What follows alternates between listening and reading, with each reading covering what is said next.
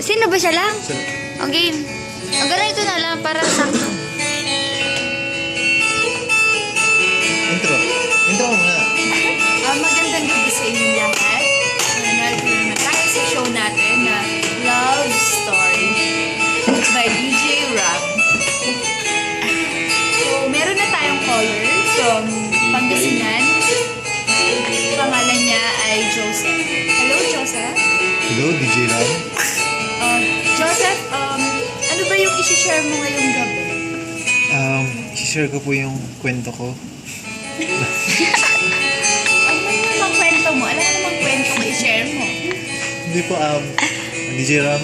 Kasi may nagugustuhan po akong babae na may commitment na po sa iba. Close mo ba siya? Opo eh. Okay. So, dyan Anong gusto mo mangyari? Hindi sana po ako ng payo kung dapat ko po bang ipagpatuloy pa o itigil na yung pantasya ko sa kanya. So, Joseph, ang may papayo ko sa'yo, itigil mo na yan. Alin po? Kalokohan na. Kalokohan. Itigil mo DJ Ram? Pwede po bang pahinaan yung sound sa lakas na? Ang sakit mo sa tayo. Itigil mo na, Joseph. Apo. Itigil mo na yung paghingi ng payo. Bakit po? Hindi, Joseph, may joke lang. Ang maganda Natawa po ako sa joke niyo. gagawin mo, huwag mo nang ituloy yung nararamdaman mo. Dahil sa huli, masasaktan ka lang din. True to life po ba to? True yan. Okay. Ganun po ba? Wala na po bang Kasi, magagawang diba, paraan? isipin mo, may gusto ko sa kanya, pero gusto niya iba.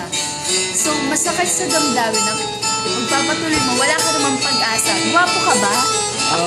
Hindi ko po masyadong blurred po kasi. Kasi kasi pag kamukha ko daw po kasi artista si John Lloyd Cruz, hindi ko naman po alam. Kung si John Lloyd ang kamukha mo, sabi nila, bakit masabi nila yun? Anong problema mo?